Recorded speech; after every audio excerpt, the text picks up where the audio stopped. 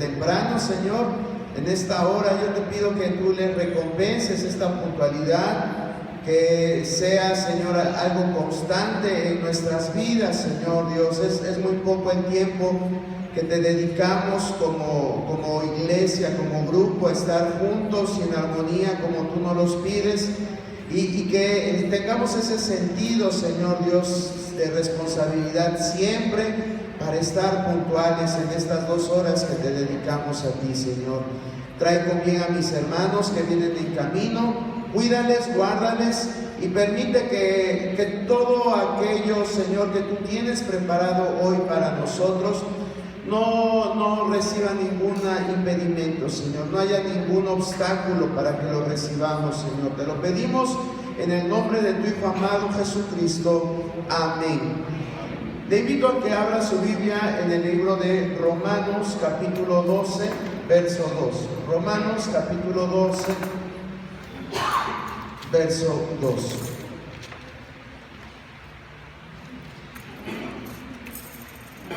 De este capítulo y de este libro en específico estuvimos hablando una serie de cinco enseñanzas, no sé si las recuerde usted, hace no mucho tiempo, acerca de nuestra conducta como cristianos.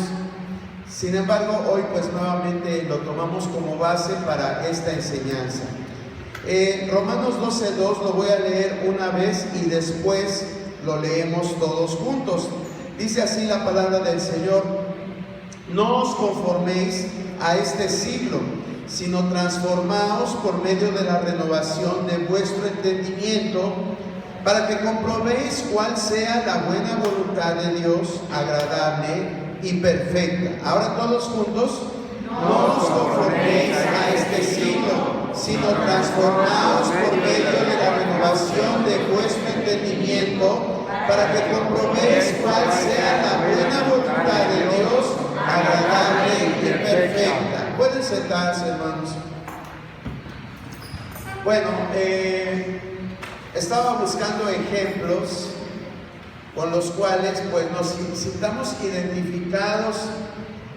La guía, el guía o ser guía, pues es algo que implica responsabilidad y que también pues es algo que nos conduce.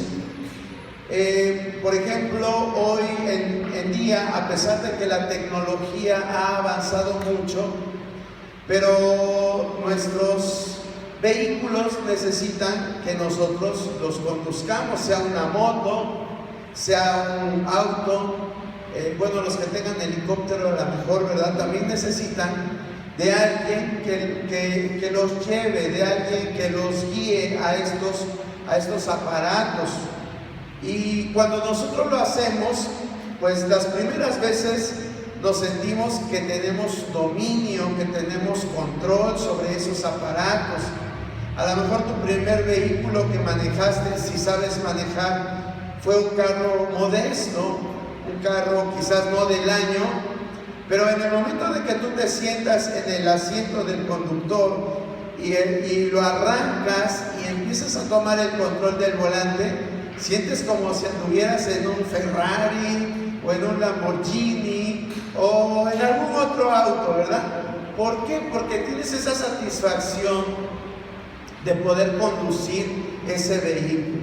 ¿Sí? Hoy a lo mejor eres muy joven y no conduces un vehículo, pero a lo mejor tienes videojuegos y te gusta y causa adicción porque tú eres el que controlas, tú eres el que guías los movimientos de ese personaje o de esos personajes que aparecen en tu pantalla, y eso lo hace algo adictivo.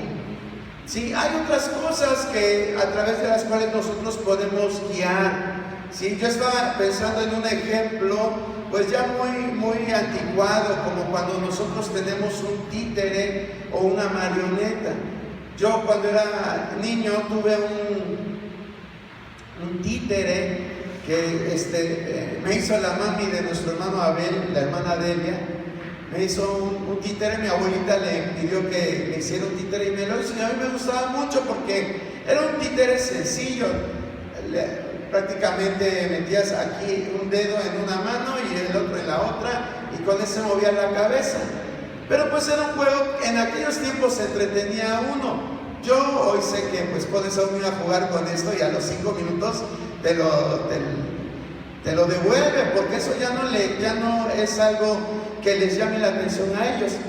Pero era algo que tú lo guiabas, que tú le dabas el sentido del movimiento a este muñeco. Y así hay muchas cosas que necesitan guía. Y nosotros como seres humanos, pues también necesitamos una guía. Aunque usted a lo mejor dice, yo ya cumplí los 18 años, yo ya no necesito que nadie me guíe, yo puedo hacer de mi vida lo que quiero. Y a lo mejor lo has hecho, porque aquí creo que no muchos tienen 18 años. Ya rebasamos de los 20 casi todos. Y hemos llevado nuestra vida como hemos querido, la verdad. Sin embargo, estas últimas enseñanzas que hemos visto, tanto la del jueves pasado como la del domingo, nos hemos centrado en que nosotros no nos pertenecemos a nosotros mismos. Alguien nos hizo, alguien nos diseñó, alguien nos formó desde que estábamos en el vientre de nuestra madre. Y por esa causa es que necesitamos la guía de nuestro Creador. No con esto le estoy diciendo que seamos marionetas de Dios. Claro que no somos sus marionetas. De hecho, tenemos un libre albedrío. Y si usted quiere, aunque ya tenga 50 años de ser cristiano y dice, hasta aquí ya no quiero saber nada de Dios ni del Evangelio, se puede ir. Nadie se lo va a impedir. Nadie le va a decir que no. Pero lo cierto es que el único que conoce todo acerca de nosotros y que nos formó, y el único que nos puede guiar es Dios. Si nosotros nos dejamos guiar por Él, nosotros vamos a realmente funcionar para lo que hemos sido hechos. Y qué bonito es esto, cuando tú tienes algo y funciona para lo que fue diseñado. Qué bonito es cuando entendemos esto. Y hoy vamos a hablar precisamente de quiénes nos guían. Yo estoy seguro que si le pregunto a usted en este momento, ¿tú te dejas guiar por Dios? La mayoría vamos a decir amén. Pero a veces es una pregunta que ni siquiera nosotros la hemos interiorizado y no sabemos en realidad quién nos está guiando, quién nos está dirigiendo en nuestra vida. Y hoy es necesario que reflexionemos. Este tiempo que vamos a tener de enseñanza, vamos a reflexionar quién guía nuestra vida. Y por eso tomé este pasaje de Romanos 12, porque dice, no os conforméis a este siglo, sino transformaos por medio de la renovación de vuestro entendimiento. Nuestro entendimiento hoy tiene que volver a ubicarse en que somos hechura de Dios y que Él es el único que va a guiar nuestra vida en una situación de perfección. Él es el único, nadie más, porque hay factores, hay circunstancias que van a tratar de guiar nuestra vida. Y no me estoy refiriendo exclusivamente a tus padres. Cuando somos adolescentes y nos empiezan a decir hija, hijo, esto como que nos empieza ya a molestar. Y muchas veces esas son las causas de conflictos entre padres e hijos, que ya no queremos que nos dirijan, pero siempre va a tener que existir alguien que dirija nuestra vida. Y qué mejor que lo sepamos, aunque ahorita a lo mejor tú digas, es que yo ya tengo 80 años, ya tengo 90 años, yo ya estoy hecho, pero ¿qué estás hecho? Esa es la pregunta. ¿Qué es lo que estás hecho? Quizás tienes 80, 90, pero vives en una situación de insatisfacción. Vives sin un propósito.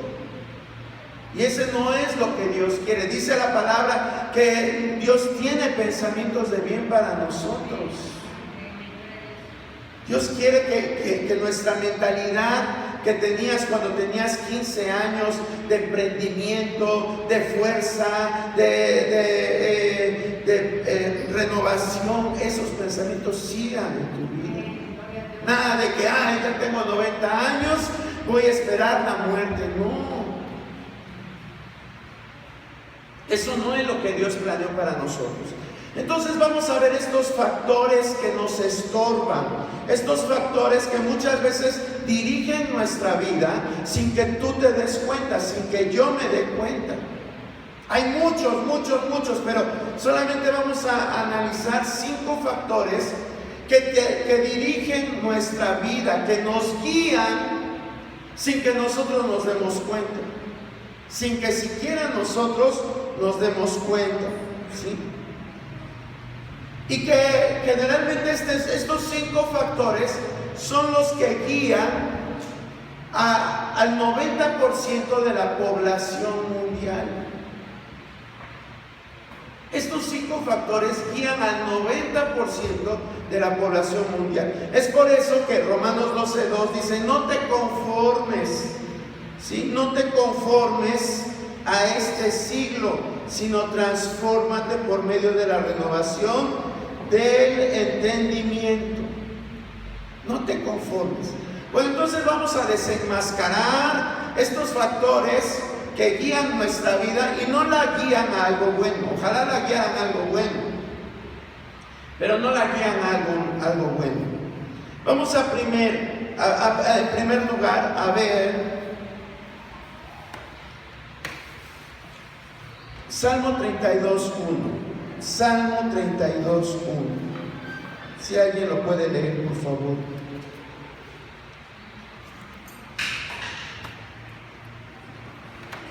La palabra de Dios: bienaventurado aquel cuya transgresión ha sido perdonada y cubierto su pecado. Gracias, hermano. Dice: bienaventurado aquel cuya transgresión ha sido perdonada. Aquel cuya transgresión ha sido perdonada. Otras versiones lo traducen como culpa. Bienaventurado aquel cuya culpa ha sido perdonada. ¿Cuál es este primer factor que muchas veces guía la vida de los seres humanos? ¿Sabes cuál es ese factor? La culpa. La culpa. La culpa es un factor a través del cual nosotros huimos de nuestros errores y ocultamos la vergüenza. Huimos de nuestros errores y ocultamos la vergüenza. Generalmente esto hace la mayoría de seres humanos. Desde que éramos pequeños era una forma de reaccionar ante diferentes circunstancias de la vida. Tú a lo mejor de niño estabas jugando béisbol y de momento le pegas a la pelota y la pelota va y pega en un vidrio de tu vecino. ¿Y qué es lo que haces? Pues sales corriendo. No dices: hey vecino, discúlpame, yo lo hice. Entonces, ¿qué es lo que generalmente hacemos? Huimos y no enfrentamos la situación. Y a lo mejor esto no tiene mayor consecuencia, más que quizás durante algunos meses, durante quizás algunos años, vas a ver a tu vecino y en lugar de saludarlo, le vas a cortar la vuelta. Sí, aunque lo veamos algo insignificante, pero sí causa una alteración en nuestra forma de conducirnos, que no es nada bueno, ¿sí? Y este es tan solo un ejemplo muy pequeñito de cómo la culpa nos conduce. Vuelvo a repetir, la culpa hace que huyamos de nuestros errores para ocultar nuestra vergüenza. Y esto conlleva un montón de situaciones adversas. Digo, es mi teléfono, pero acuérdense, hermanos, les pido que cuando estemos en la reunión pongamos en silencio. No les digo que quiten la vibración, déjenla. Y si es muy urgente, sálganse a recibir la llamada allá afuera. Pero por favor, es que yo me distraigo mucho, la verdad me distraigo mucho, con cualquier cosita me distraigo. Entonces, vamos a ver ya de una persona adulta. ¿Recuerda usted a Caín, el hijo de Adán y Eva? ¿Qué pasó con Caín? Bueno, la Biblia no nos habla mucho acerca de este personaje, pero sí hay algo que hizo muy detestable. ¿Y qué fue lo que hizo detestable? Mató a su hermano. Mató a su hermano. ¿Y esto qué le ocasionó? A lo mejor no había nadie, porque no sabemos si ya había más seres humanos en ese entonces, pero lo cierto es que la población era muy poca en aquel tiempo. No es como ahora de que tú donde quiera que vayas vas a encontrar un montón de gente. No, había muy poca gente en aquellos tiempos y pues era muy fácil ocultar un asesinato. Era muy fácil ocultar un asesinato. Entonces, nada le costaba decir a Caín, pues yo me hago el como que se cayó al río y se descalabró y ahí muere. Pero la culpa es tremenda, hermano. Y esto alteró toda la existencia de Caín. Esto alteró toda la existencia de Caín. ¿Y sabe cuál fue el problema? El problema con Caín es que él no confesó. Cuando Dios lo confronta, ¿qué le dice Caín a Dios? ¿Acaso yo soy el guarda de mi hermano? ¿Cuántas veces nosotros reaccionamos así ante la culpa? En lugar de aceptarla, nos enojamos, nos encendemos, porque no nos gusta reconocer nuestros errores. Esto alteró la vida de Caín, claro que la alteró. Por su acción, por su forma de proceder, él no fue perdonado. Él no pudo decir, bienaventurado el hombre cuya transgresión es perdonada. Caín no fue un hombre bienaventurado. Fue un hombre que atrajo maldición, no solo para él. No solo para él atrajo maldición, sino para toda su descendencia. Atrajo esa maldición. ¿Cómo tuvo que vivir Caín? Dice la Biblia que vivió como errante. Y lejos, eso es lo peor, dice la Biblia muy claramente, lejos de la presencia de Dios. ¿Qué guía tu vida, hermano? A lo mejor has tenido errores y no has tenido el valor de enfrentar esos errores. El orgullo, la soberbia nos hace ser personas que aunque sintamos que no estamos bien, pero decimos, pues yo sigo adelante. Yo sigo adelante. Y es algo que nos perturba, que nos altera, que no nos va a dejar vivir en paz. Y lo peor de todo es que vamos a tener que estar muchas veces lejos de la presencia de Dios por la culpa. Parece increíble, ¿verdad? A lo mejor cuando usted estaba pensando en estos factores, nunca pensó que íbamos a mencionar a la culpa como un factor que guía nuestra vida. Pero así es.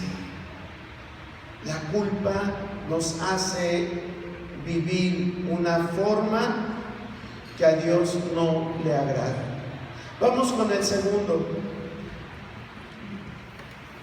Job 5.2, ¿qué dice? Job 5.2.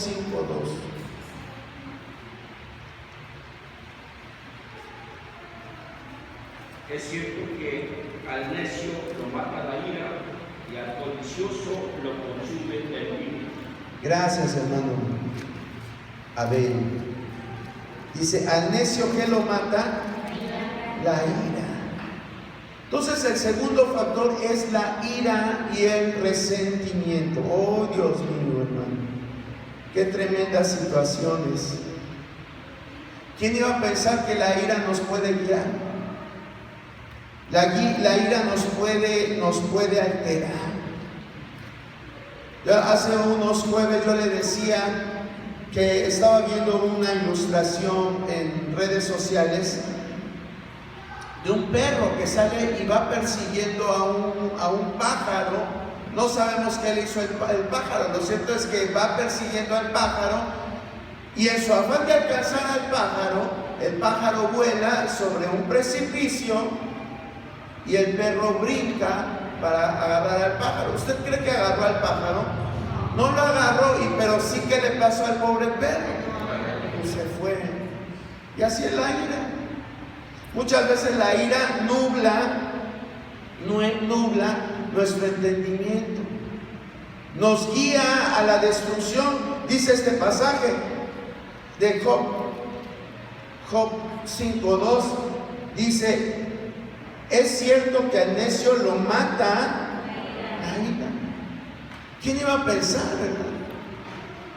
Que una persona puede morir por la ira. Pero la Biblia está llena de personas que por ira, por resentimiento, echaron a perder sus vidas. La ira fue su guía, el resentimiento fue su forma de vida. Si no, pregúntele a Saúl, el primer rey de Israel. Saúl tenía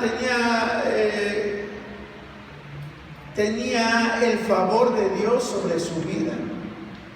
Dios lo escogió a él, porque no lo escogió Samuel, aunque Samuel lo quería mucho, pero el que lo escoge a Saúl para ser rey fue Dios mismo. Y tuvo grandes victorias Saúl. A pesar de sus desobediencias y de sus errores, Dios le concede grandes victorias. Generalmente reconocemos a Saúl más por sus errores que por sus virtudes. Pero si usted lee los primeros capítulos que hablan de la vida de Saúl, Saúl fue un hombre que Dios lo bendijo, que Dios estaba con él. Con decirle que hasta Saúl profetizaba. Y no tan solo una vez, profetizó muchas veces. La Biblia lo registra. Era un hombre que físicamente era un hombre atractivo. Dice la Biblia que el más alto de Israel no le llegaba ni al hombro. Era un hombre que tenía muchas cualidades, tanto físicas como espirituales. Sin embargo, fue un hombre que dejó entrar la ira a su corazón. ¿En qué momento le da oportunidad a la ira? Cuando le lanza la lanza. Ahora sí, cuando le lanza la lanza, ¿verdad? Cuando le lanza la lanza. Pero antes, ¿qué fue lo que ocasionó que él le lanzara su arma a David? ¿Saben qué fue? Porque cuando David derrota al gigante, las mujeres y el pueblo estaban contentos, estaban cantando y empiezan una tonadita que decía: Saúl mató a sus 1000 y David a sus 10,000. ¡Ah, su mecha! Esto le cayó como pisotón en el dedo chiquito del pie. Y de ahí la agarra contra David. Y empieza a hacer planes de matarlo, de perseguirlo. De momento como que quería echar eso tirarlo, borrón y cuenta nueva, pero de nuevo se encendía. La ira es algo tremendo, hermano, el resentimiento. De veras que es feo cuando tú tienes esa actitud con alguien, cuando tú ves esa actitud en alguien. Es algo que que como dice aquí Job 5:2, y no está exagerando, dice, es cierto que el necio lo mata la ira. Al necio lo mata la ira. ¿Por qué las personas que viven guiadas por la ira se les dice necios? Porque no entienden, exactamente, no entienden que si tú vives con ira, con resentimiento en tu corazón, la persona que sale dañada no es al que te cae mal, no es el que te ofendió, no es el que te transgredió. El que se daña eres tú mismo, que estás albergando ese veneno, porque la ira, el resentimiento son veneno en tu corazón, en tu alma. Y la gente no se da cuenta y vive con ira. No, pero es que él me lo hizo, es que yo sufrí, es que esto, es que el otro, es que tiene que pagar, es que no lo puedo perdonar, es que esto y es que el otro. Quien se está dañando eres tú.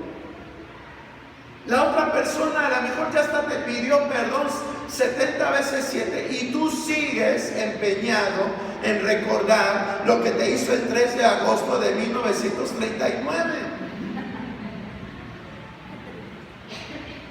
Así es la ira. Por eso dice al necio, porque una persona que alberga ira, que alberga rencor, es una persona necia, que así se siente contenta. Ve que pasa junto a ti la persona que te hizo algo y no lo soportas, le haces caras, le haces gestos, vives hablando mal de esa persona. ¿Y qué ganas tú? Más que una muerte prematura. Una muerte prematura. Saúl murió en un campo de batalla, en una guerra que no tenía por qué haber sucedido. ¿Recuerda usted a Absalón, el hijo de David? Otro hombre con resentimiento. Otro hombre con resentimiento. Se va por todo lo que hizo, y a pesar de que hizo cosas tremendas, mata a su hermano, tiene que irse de la presencia de su padre, pierde sus privilegios como príncipe, se va con resentimiento hacia su padre. Luego su padre lo manda a llamar por un consejo que le da uno de la corte, lo manda a llamar, trata de hablar con él y el otro no lo perdona. ¿Y qué empieza a hacer? Se paraba a la puerta de la ciudad a estar envenenando el corazón de las personas. ¿A qué vas con el rey? O en otras palabras, ¿para qué vas con mi padre si ni te hace caso? Si ni le importas. Y usted sabe todo lo que pasó después. Pero también muere prematuramente. Entonces la palabra de Dios se cumple. A lo mejor tú no vas a morir en una guerra, a lo mejor tú no vas a morir porque tus cabellos se enreden en un árbol. Pero ¿qué te parece un infarto,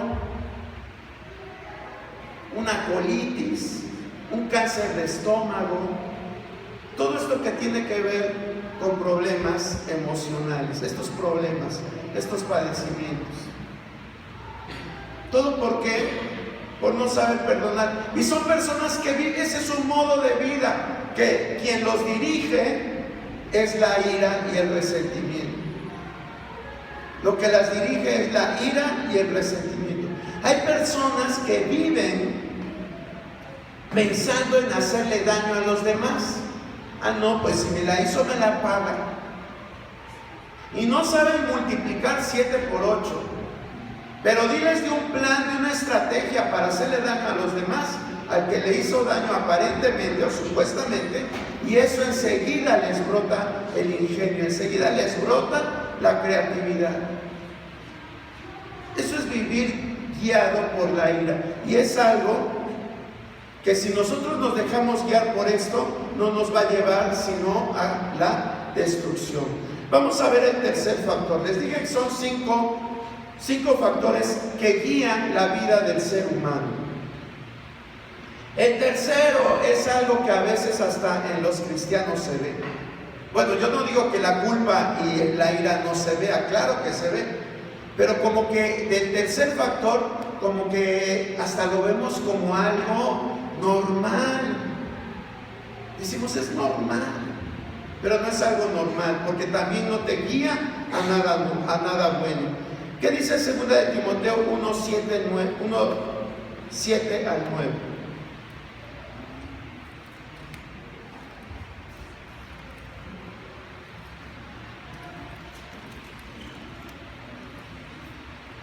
Porque no nos ha dado Dios espíritu de cobardía, sino de poder, de amor y de dominio propio.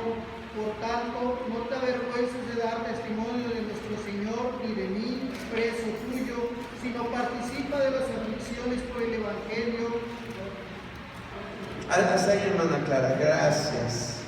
Entonces ya descubrió cuál es el tercer factor que nos guía como seres humanos. ¿Cuál? El temor o la cobardía. Muy bien, el temor. El temor es algo tremendo. El temor, déjame decirle que nos hace perder oportunidades. Y es un guía, así como la culpa, así como la ira, el temor también es algo que guía la vida de las personas. Vuelvo a repetir, nos hace perder oportunidades. Y es un tipo de cárcel. Es un tipo de cárcel.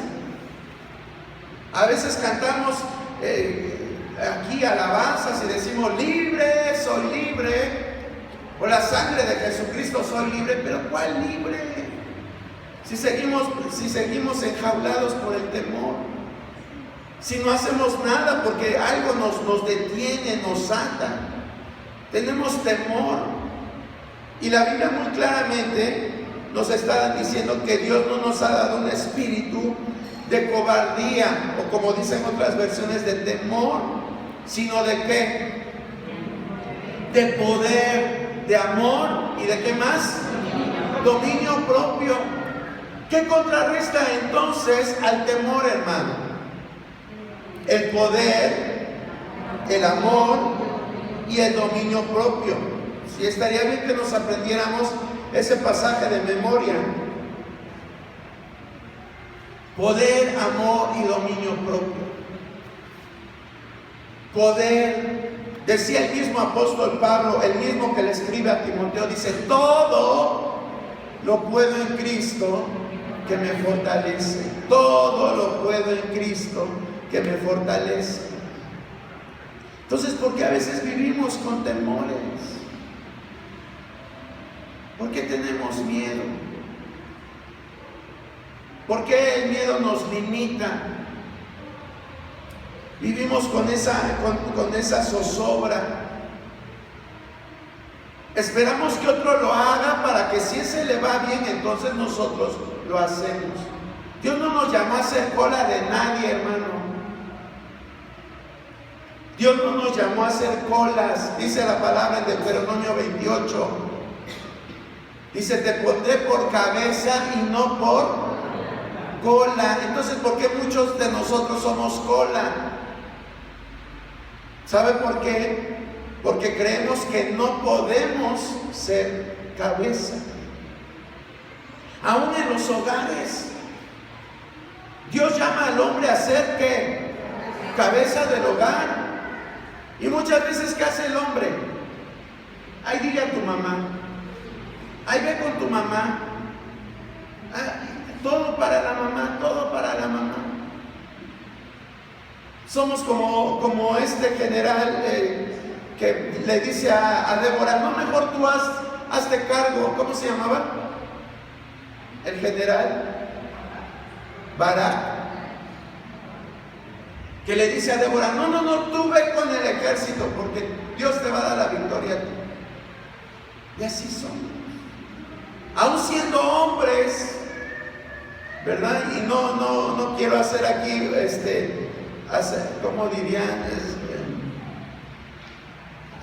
Lo de los géneros que está muy de moda, pero Dios constituye al hombre como la cabeza del hogar. Y sin embargo delegamos la responsabilidad ¿en quién? En la esposa, en la madre. Y así para muchas cosas. Dios te llama a emprender algo y, ay no, es que no tengo recursos, es que ¿quién me va a ayudar? Es que, ¿y si no puedo? Es que no tengo tiempo, es que esto, es que el otro. Y ponemos siempre recursos, pero no es otra cosa, sino el temor de empezar a hacer algo. Y somos felices ahí en nuestra jaula de uno por uno. Ahí estamos felices. Si alguien llega y nos abre, no queremos salir. ¿Por qué? Porque estamos felices ahí, en la jaulita. Aquí nada me va a pasar. Yo estoy bien feliz aquí, estoy bien contento. Eso fue lo que le pasó al pueblo de Israel cuando fueron a conquistar la tierra. Nunca pudieron cambiar su mentalidad de esclavos. Siempre estuvieron esclavizados. Siempre estuvieron añorando su jaula, que era Egipto. Siempre. Cuando Moisés manda a 12 hombres a explorar la tierra y regresan con la noticia cómo se encontraba aquella tierra que Dios les había prometido, 10 llegan diciendo, no, ni se atrevan. Ahí hay gente gigante, gente muy alta, gente que nos va a aplastar como langostas. Y Josué y Caleb, ¿qué les dicen a la gente? No, son pan comido esos gigantes, no nos van a hacer nada. No nos van a hacer nada. ¿Y a quién le creyeron más? ¿A los 10 o a Josué y a Caleb? A los 10. A los 10. ¿Por qué? Porque tenían temor, porque tenían miedo. Pero ¿quién estaba con ellos? ¿Quién estaba con ellos? Dios, estaba Dios con ellos, hermano, dígalo sin miedo. Y así como Dios estaba con ellos, Dios está con nosotros. ¿O alguien aquí no tiene el Espíritu de Dios?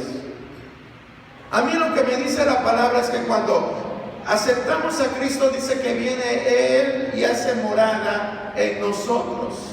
Su Espíritu Santo mora en nosotros.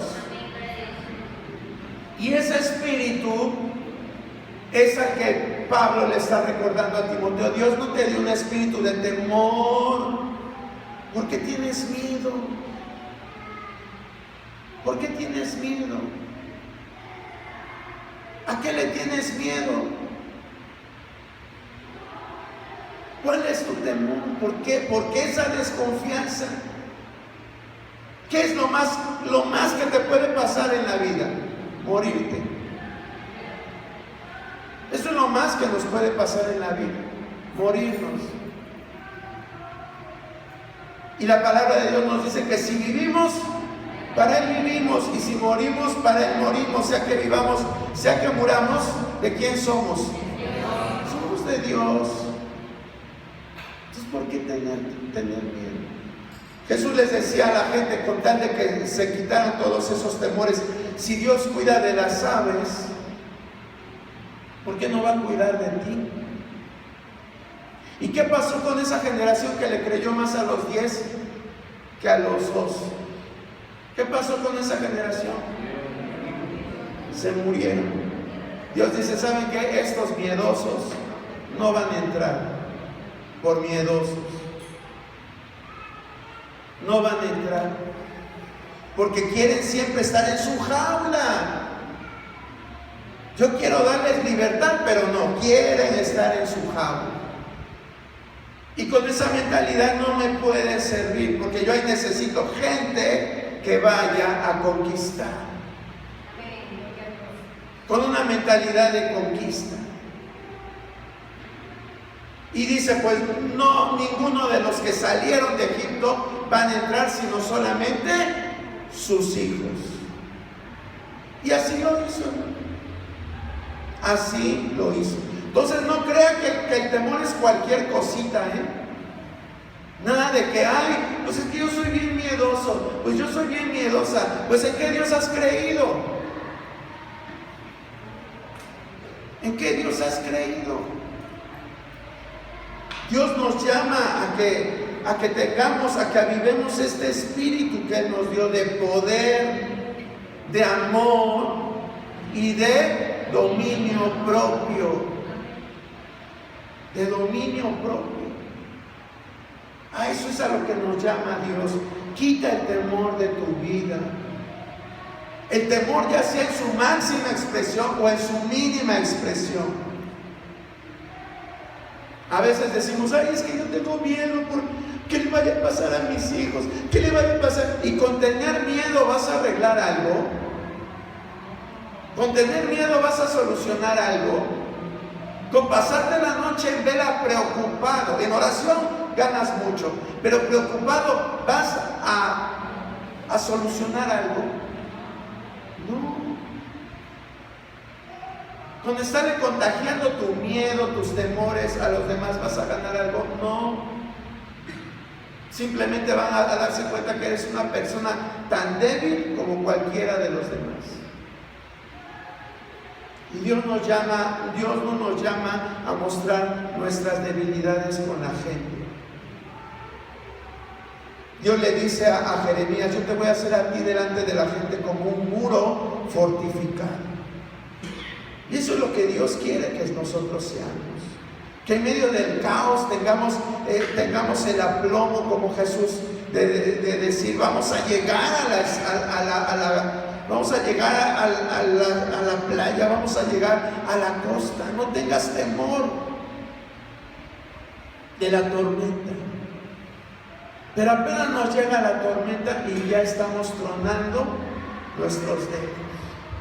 Ay, ¿qué va a pasar? ¿Qué va a pasar? Por lo que pase es voluntad de Dios. Y si tú quieres cambiar la voluntad de Dios, ora. Eso es lo que cambia la voluntad de Dios, no tu miedo, no el aferrarte a algo. Eso no cambia la voluntad de Dios. Si tienes miedo de las circunstancias, ponte a orar. Pero no reveles miedo, porque eso es antibíblico. Eso no es lo que Dios espera de nosotros, hermano. El cuarto factor, llevamos tres. El primero, la culpa. El segundo, la ira y resentimiento. El tercero, el temor. El cuarto, Lucas 12:20. ¿Qué dice?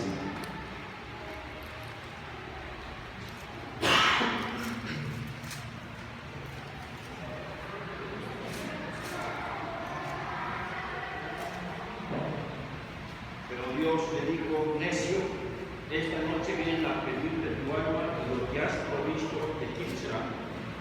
Gracias, hermano Abel. Estás bien. Dios estaba narrando una parábola, estaba narrando una historia. Porque un hombre llega y le dice, maestro, mira que mi hermano se quiere quedar con parte de mi herencia, dile que la parta, que la reparta entre los dos. Y Jesús le dice, eso a mí a eso yo no vine. Y entonces empieza a contar, a narrar esa historia. Empieza él a decir que había un hombre muy rico, que había prosperado mucho en el último tiempo y que había dicho, ay, estos graneros están muy pequeños. Yo necesito unos graneros marca Acme. Y mandó, y era su propósito.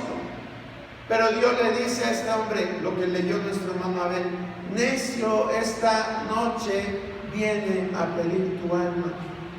Y aquí se le va a quedar todo lo que tienes. ¿Cuál es el cuarto factor? El cuarto factor es el materialismo. ¿Qué guía tu vida? El materialismo. Cuando tú eres una persona que nada más estás pensando en cómo producir dinero, de qué forma sacar dinero, de qué forma hacer amistades que te beneficien, de qué forma si ya tienes 5 casas ir por la sexta, de qué forma si ya tienes 4 carros ir por el 5.º, de qué forma si ya tienes un negocio ir por el 2.º, o si ya tienes 2, ir por el tercero, o si ya tienes 3, ir por 6. Esa es una persona materialista, una persona que se la pasa pensando en los bienes materiales, en las riquezas. Ay, no, pero es que es una persona que da sus diezmos. Pues dará mucho sus diezmos, pero generalmente los que tienen mucho no diezman. ¿Por qué? Porque la ambición los hace que digan, no, pues es algo que a mí me costó. Eso casi es una ley, hermano. Eso es casi una ley. Entre más tienes, menos das. Y solo vives ambicionando. ¿Y cuál es su justificación? No es que cuando yo me muera, ¿qué va a ser de mi familia? Cuando yo me muera, ¿qué va a ser de mis hijos? Es que yo no tengo seguro social. Es que yo no tengo... Y esos son sus pretextos. Y eso simplemente revela que no tenemos una certera confianza en Dios. Jesús dijo muy claramente, no pueden servir a las riquezas y a Dios. No se puede. Por más que la gente trate de justificarlo, no se puede, no se justifica. ¿Por qué? Porque en su mente tienen clavadas algunas cosas que los hacen dependientes de este estilo de vida, que el materialismo sea quien los guíe. Y son cosas muy fuertes, estas que arraigan estas personas ricas o pudientes o de clase social alta. Son cosas que los tienen arraigados, como por ejemplo, uno de sus pensamientos es que los bienes materiales te dan felicidad. Y por eso es que andan seguido estrenando y no se conforman con una casita, quieren 2. No se conforman con un vestido, quieren 10. Y si tienen 10, quieren 20. Y si tienen 3 pares de zapatos, quieren 30. Y es gente que no se conforma, que quiere más y más y más y más. ¿Por qué? Porque esto aparentemente les da felicidad. Pero ¿sabes qué? Los bienes materiales no dan felicidad. Se ha comprobado que después de determinado tiempo, eso que tú tenías con tanta ansiedad y que lo querías y que lo deseabas y lo obtienes, al poco tiempo lo desechas. ¿Por qué cree usted que los dispositivos electrónicos cada año o algunos incluso cada 6 meses las compañías sacan modelos nuevos? Porque dicen, ya tengo el modelo, el iPhone 14, pero ya va a salir el 15, pues este ya no lo quiero, ahora quiero el 15. Y ya va a salir el 16, pues ahora quiero el 16. Y que el 16 Pro, pues ahora quiero el 16 Pro. Y que ya viene el 16 Ultra, pues quiero el 16 Ultra. Y tienes algo y al poquito tiempo lo desechas. Hasta con el tinte de cabello. Hoy quieres rubio, mañana quieres rojo, al rato quieres verde, luego quieres azul, luego ya quieres una bandera en la cabeza. Y así es el ser humano, pensando en los bienes materiales. Aparte de la felicidad, ¿qué otra cosa piensa el materialismo que le da el dinero? Piensa en seguridad. No, es que tener dinero, podemos contratar seguridad, tenemos guaruras, vamos a hacernos un búnker a 10 metros enterrado en la tierra para que cuando venga la tercera guerra mundial nos metamos ahí como comadrejas en el hoyo y ahí estemos encerrados. Y eso es lo que dicen las personas materialistas que trabajan para tener seguridad. Otra cosa que les da la riqueza a estas personas es estatus. No, es que ahora que soy empresario, ya me invita 10 a sus desayunos, ya voy con no sé quién, ya aparezco en la nota de sociales. Te compras tu smartwatch y ya hasta predicas así, ¿verdad? El materialismo está infiltrado en muchas iglesias, hermano.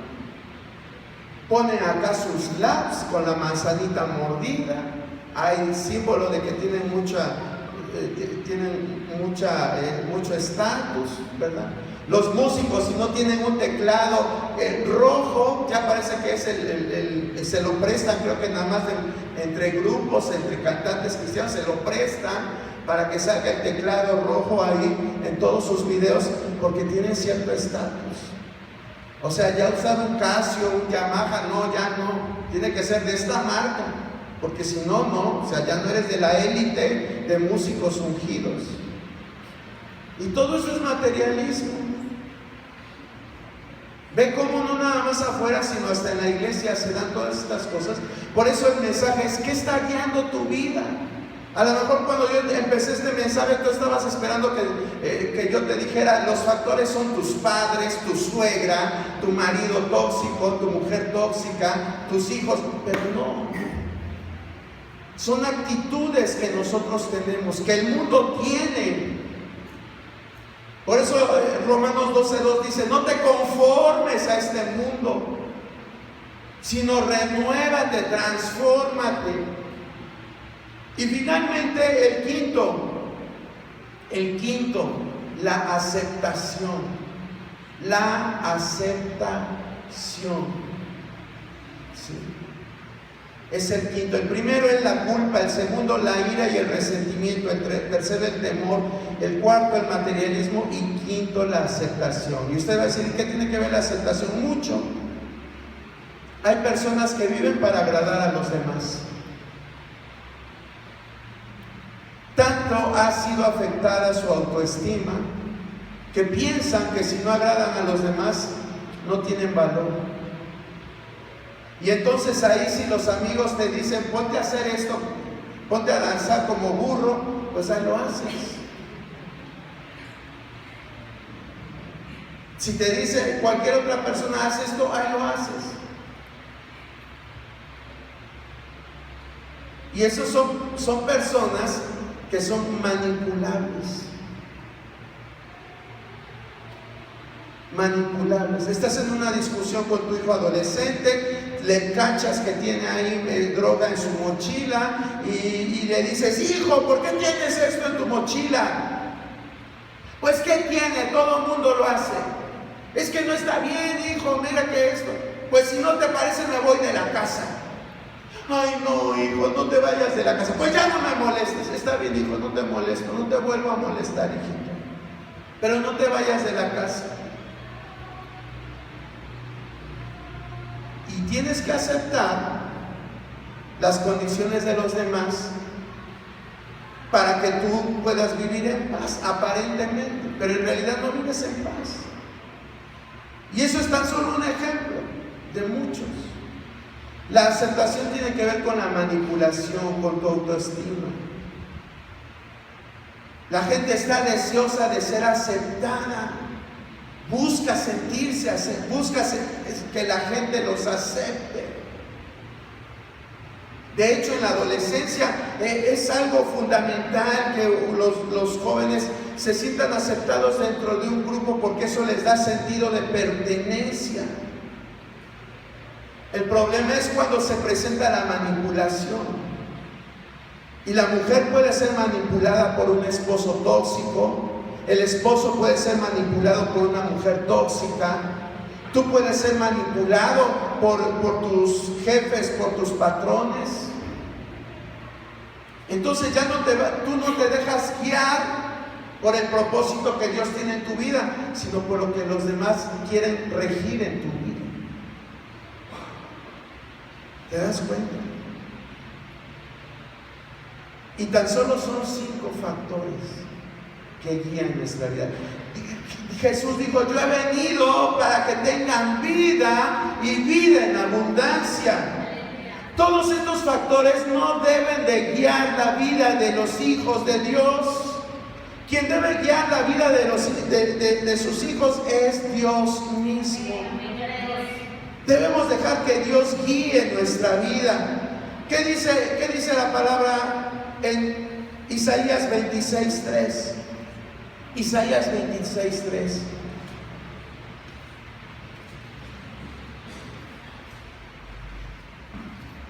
Si alguien lo quiere leer.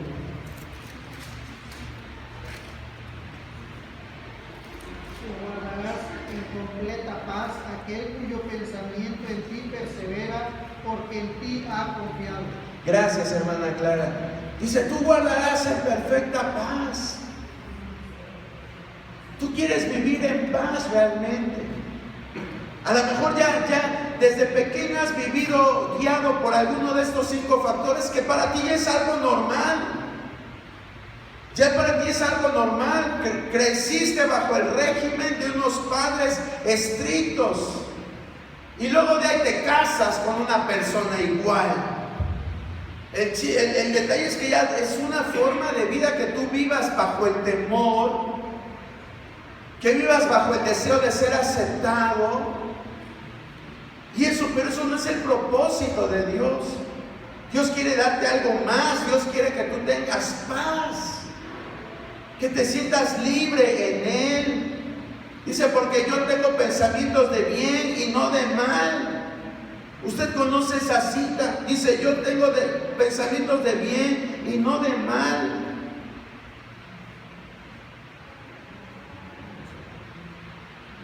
Dios quiere que nos deshagamos de esos factores que alteran nuestra vida, que nos están guiando, pero a la ruina, hermano. Nos están guiando a la ruina. Quizás hoy tú tienes hipertensión, quizás hoy tú tienes diabetes, quizás tienes colitis, quizás tienes gastritis, quizás tienes dolores articulares, musculares. Y van a decir, ¿y eso qué? Pues que mucho tiene que ver por quién nos está guiando en nuestra vida. Hoy vamos a pedirle al Señor que nos muestre, porque vuelvo a repetir, si eres una persona que desde pequeño fuiste manipulado, fuiste expuesto a agresiones, a la agresividad, fuiste expuesto a diferentes cosas, quizás abusaron de ti, de cualquier tipo de abuso en la infancia. No tan solo me refiero al abuso sexual, abuso verbal, abuso físico, de cualquier índole, y no has podido superar esas cosas. Dios tiene el poder para hacernos libres. Dice la palabra, si el Hijo los hiciera libres, serán verdaderamente libres. Pero tenemos que confrontar nuestra realidad. Tenemos que confrontar nuestra realidad. El miedo. A veces tenemos miedos por situaciones que hemos vivido. Hoy Dios dice, yo hago todas las cosas nuevas. No lo digo yo, Él lo dice en su palabra. Él hace todas las cosas nuevas. En Isaías lo dice, y Pablo dice, ahora en Cristo soy nueva criatura. Las cosas viejas pasaron, pero si tú te aferras al pasado, por más que Dios te esté jalando lo que tienes ahí bien apretado, Él no te va a lastimar para quitártelo. Si tú estás aferrado ahí, es que es mi culpa, es que es mi temor, es que es mi ira, es que es mi lo que sea que tengas ahí. Y Dios dice, dámelo, dámelo. Y tú dices, no, porque es mío. Nunca vas a ser libre. Pero Dios quiere darnos paz. Dice que sus pensamientos para nosotros son buenos.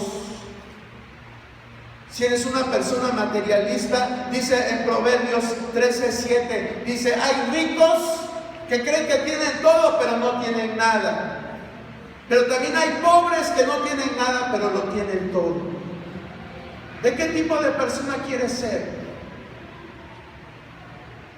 que ande presumiendo su iPhone, que ande con camiseta de marca, con las mejores ropas,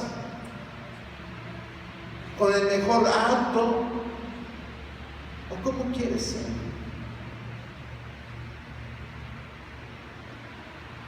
Dios quiere hacernos realmente hechura suya. Acuérdese, hermano, que somos de Él, le pertenecemos a Él. Salmo 100, Él nos hizo y no nosotros a nosotros mismos. Pueblo suyo somos y ovejas de su prado. Déjate pastorear por Él, hermano. Ya no vivas con estos factores en tu vida. Ya no vivas con ellos. Ponte de pie. Vamos a dar gracias en esta hora.